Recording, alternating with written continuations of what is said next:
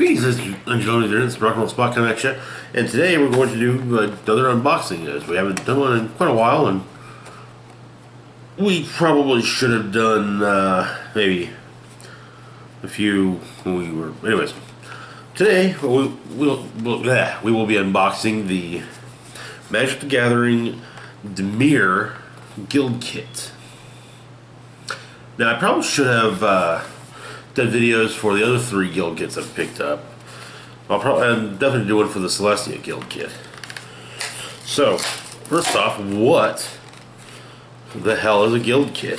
There was nothing wrong about guilds in the last Magic the Gathering video. Well, a guild kit is it's basically a sealed deck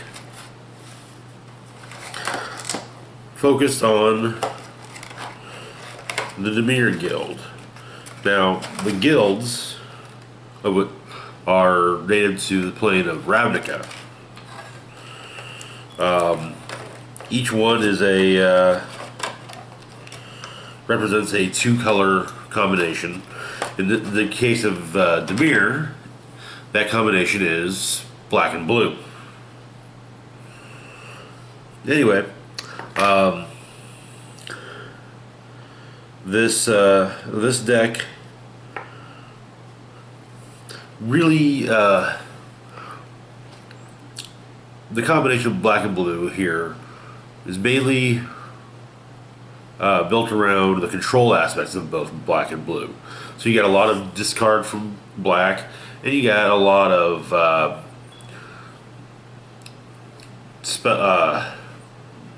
return cards to hand, counters, so on and so forth from blue.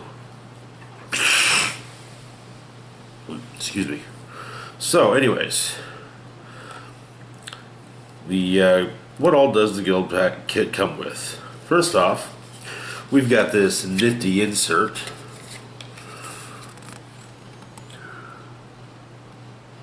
which features artwork from one of the Dimir agents. It also includes instructions for new Dimir agents. Damn it, I can't even read this. The blue on black is, and of course a list of the cards in the deck and which Ravnica set they originated from. There's also a pin with the guild's emblem, a sticker with the guild's emblem,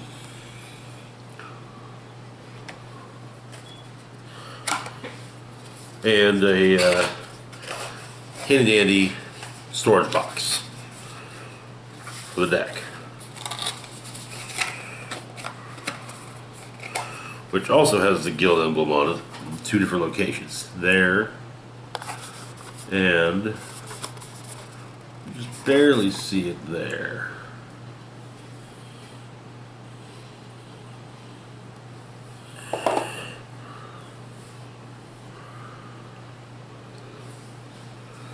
Anyways, we get one foil. In this case, it's Etrata the Silencer. Etrata is initially from from the current set Guilds of Ravnica. And what she does, first, she costs 2 colorless, 1 blue, and 1 black. She can't be blocked. She's 3/5. Whenever she does combat damage to a player, exile target creature that player controls to put a hit counter on that card. That player loses the game if they own 3 or more exiled cards with hit counters on them. Etrata's owner shuffles Etrata into their library. Not bad. Not bad.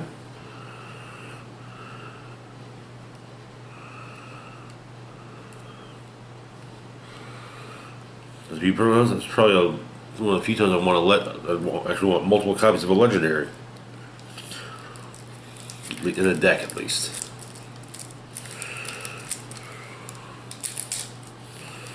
Alrighty. Like I said, I probably should have done one of these for the Boros, Golgari, and Izzet guild kits as well. And I would show them off, except that I have modified them. I've been doing some tinkering with them. Well,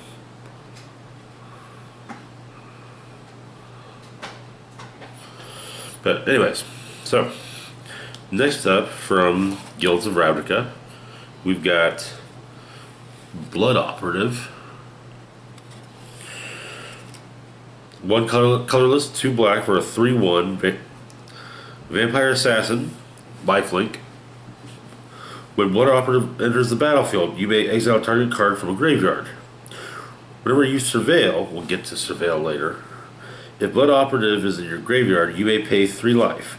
If you do, return Blood Operative to your hand. So, in each of the 3 Ravnica blocks, each guild had its own special ability. In guilds, that special ability for Dimir is Surveil. Alright, next up we've got the Dimir Doppelganger.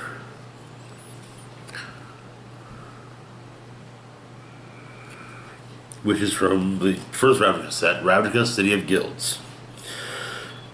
Dimir Doppelganger is a 0/2, costs 1 colorless, 1 blue, 1 black. And for the same amount, exile target creature card from a graveyard. Dimir Doppelganger becomes a copy of that card, except it has this ability. Okay. Next up, we've got the Nightvale Spectre from the second Ravnica block in the set Gatecrash. Nightvale Spectre is a 2/3 that costs a combination of 3 mana. It has to be either blue or black. It has flying, and whenever it deals combat damage to a player, that player exiles the top card of their library.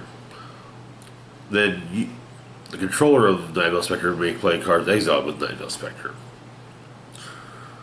Next up, from Ravnica City of Guilds,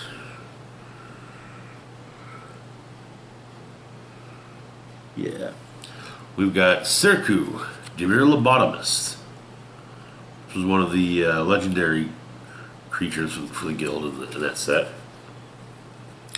It's a 2/3, costs 2 colorless, 1 black, and 1 blue. It's a human wizard. Whenever you cast a blue spell, exile the top card of the target player's library. Whenever you cast a black spell, exile the top card of your target player's library. Your opponents can't cast spells with the same name as a card exiled with Serku Dimir Lobotomist.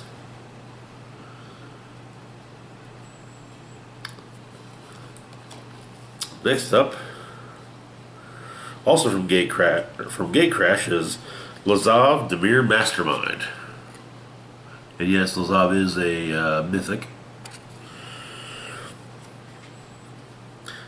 3/3, costs 2 blue and 2 black. He's a legendary creature and a shapeshifter. He has hexproof, which means he can't be targeted by your opponents. He cannot be targeted by opponent's spells or abilities. Whenever a creature card is put into an opponent's graveyard from anywhere, you may have Lazav Dimir Mastermind become a copy of that card, except its name is Lazav Dimir Mastermind. It's legendary initiative up to other types, and it has hexproof and this ability. Okay.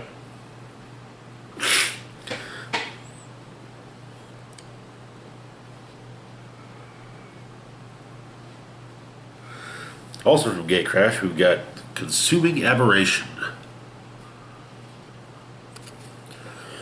Consuming Aberration costs 3 colorless, 1 blue, and 1 black. Its power toughness are each equal to the number of cards in your opponent's graveyards. Whenever you cast a spell, each opponent reveals cards from the top of their library until they reveal a land card, then puts those cards into their graveyard. Ooh, nice. Let's see. So we got Mirko Yeah, Mirko Vosk, Mind Drinker from Dragon's Maze. He was the Dimir Hero champion for Nimbus' Maze. Costs 3 colorless, 1 blue, and 1 black. 2/4, legendary creature, vampire. Flying. Whenever Mirko Vosk, Mind Drinker, deals combat damage to a player, that player reveals cards from the top of their library until they reveal 4 land cards, then puts those cards into their graveyard. Next up, from Ravnica City of Guilds, we've got Zadek, Lord of Secrets, formerly the leader of the guild. Zadek costs 3 colorless, 2 blue, 2 black. It's a legendary creature, vampire. 5/5. Flying. If Zadek, Lord of Secrets, would deal combat damage to a player, instead put that many +1/+1 counters on Zadek, and that player puts that many cards from the top of their library into their graveyard. Interesting.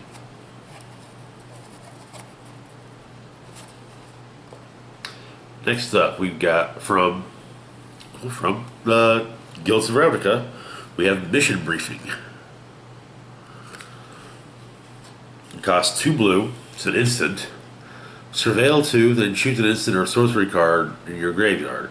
You may cast that card this turn. If that card will be put into your graveyard this turn, exile it instead.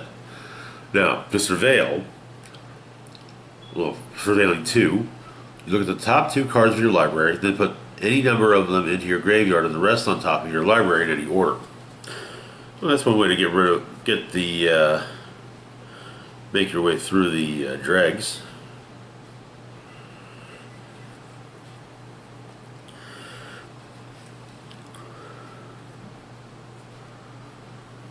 Then from Ravnica City of Guilds, we got Glimpse the Unthinkable. 1 blue, 1 black is a sorcery. Target player puts the top 10 cards of their library into their graveyard. Okay, this can be useful. Next up, from Gatecrash is Stolen Identity. It's a sorcery. Costs 4 colorless and 2 blue. You create a token that is a copy of target artifact or creature. Now this has the last Ravnica block's Dimir ability. It's Cipher. You may exile this spell card encoded on a creature you control. Whenever that creature deals combat damage to a player, its controller may cast a copy of the encoded card without paying its mana costs. Okay.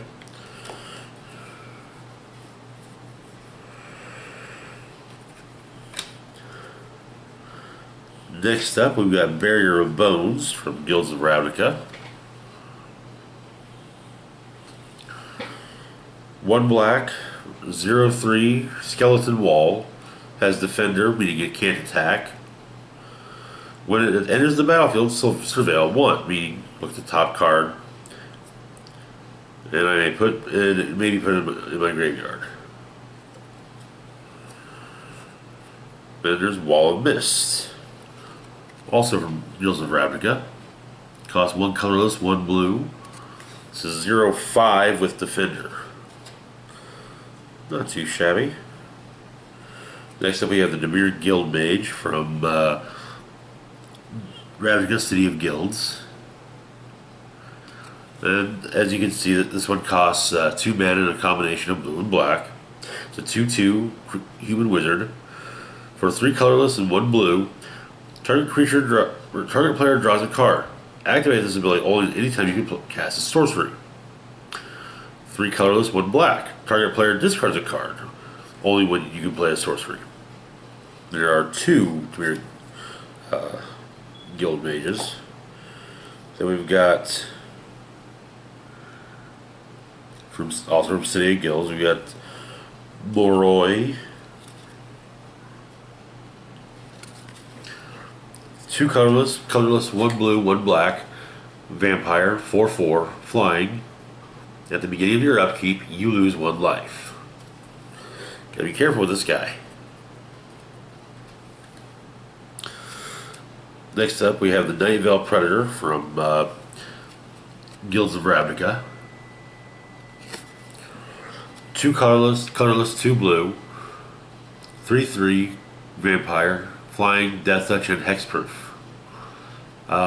It's actually part of a cycle of cards in the set that are all, each one being a specific card for each guild, and with a casting cost of 2 each of the colors of the guild.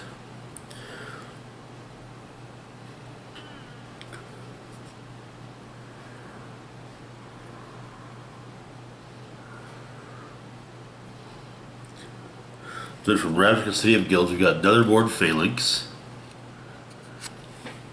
Costs 5 colorless, 1 black. It's a horror, 2/4. When it enters the battlefield, each opponent loses 1 life for each creature you control. Okay. Also has Transmute, one colorless, 2 black. For 1 colorless and 2 black, I can discard this card. Then search my library for a card with the same converted mana cost as this card, reveal it, and put it into my hand. Then shuffle my library. Transmute only is a sorcery. Okay. Oh, excuse me.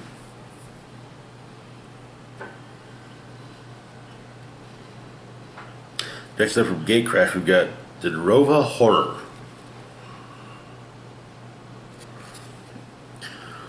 Dimir Horror is a cost 4 colorless, 1 blue, 1 black. It's also a horror. When it enters the battlefield, return target permanent to its owner's hand. Then that player discards a card. And its power charge is 4/4.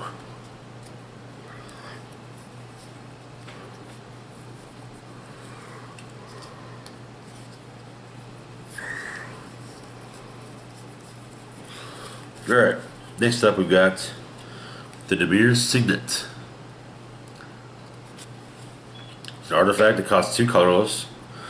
For 1 colorless and tapping it, I can add 1 blue and 1 black to my mana pool.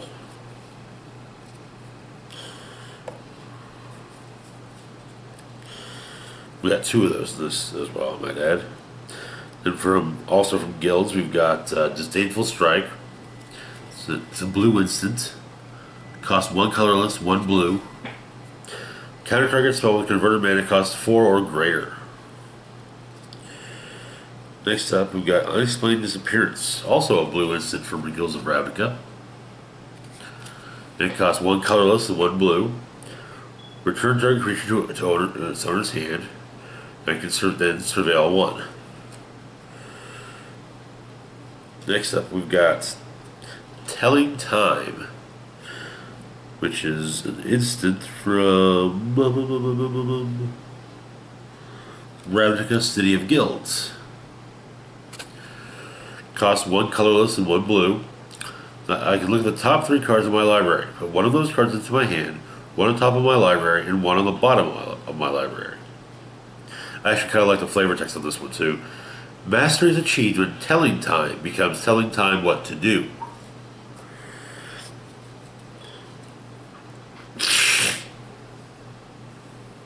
Next up from City of Guilds, Ravnica City of Guilds, we've got Last Gasp.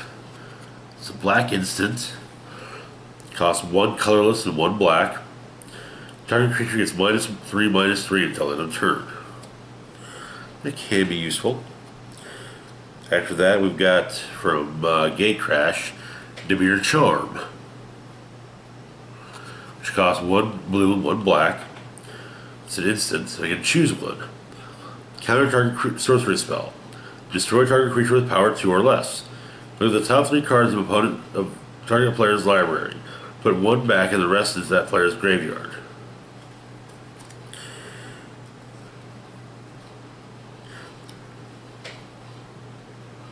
Then from Dragon's Base we have Warped Physique.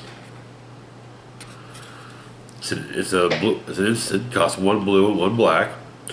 Target creature gets +X/-X until end of turn, where X is the number of cards in your hand.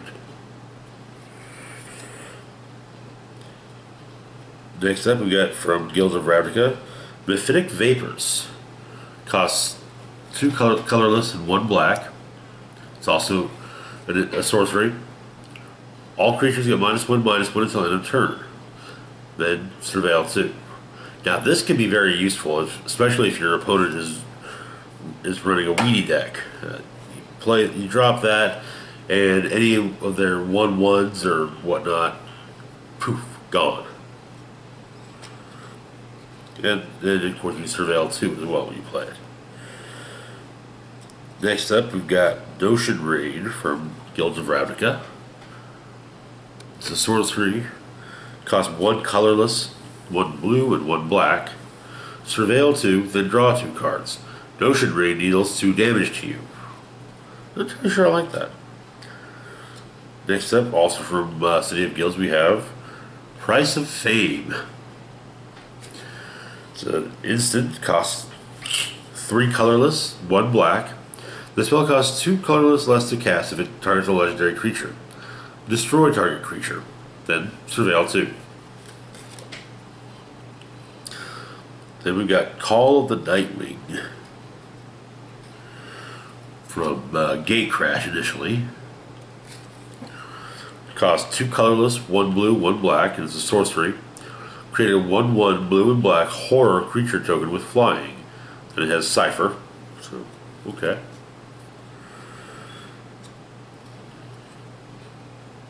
Then from Ravnica, City of Guilds, we've got Ribbons of Night. Costs 4 colorless, 1 black. Deals 4 damage to target creature, and then the controller gains 4 life.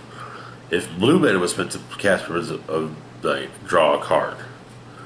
Okay, that can be useful. Next up, we've got Syncopate, which is from Return to Ravnica.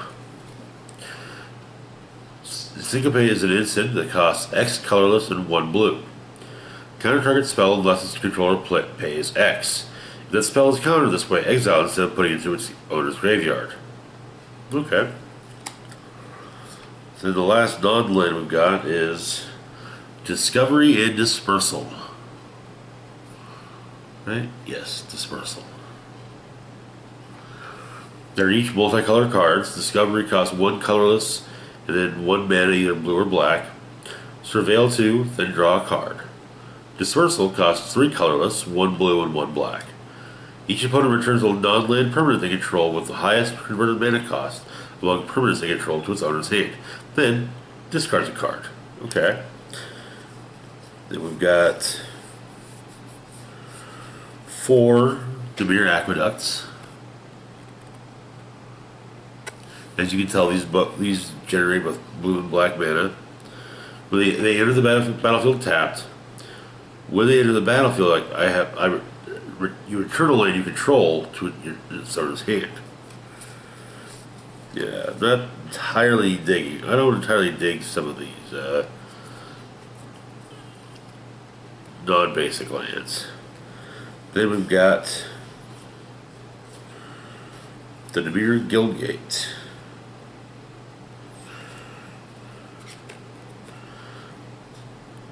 Now these Guild Gates were introduced in the last Ravnica block. They are the starting position for each guild and going into the Nemesis base. And that's the artwork used for the 2 versions of the gate. Then we got a bunch of islands and swamps. And I forgot to mention one more thing that comes with the Guild Kit. It also comes with a spin down life counter where the 20 is the Dimir logo. There's also the Golgari one, which is black with green letter numbers.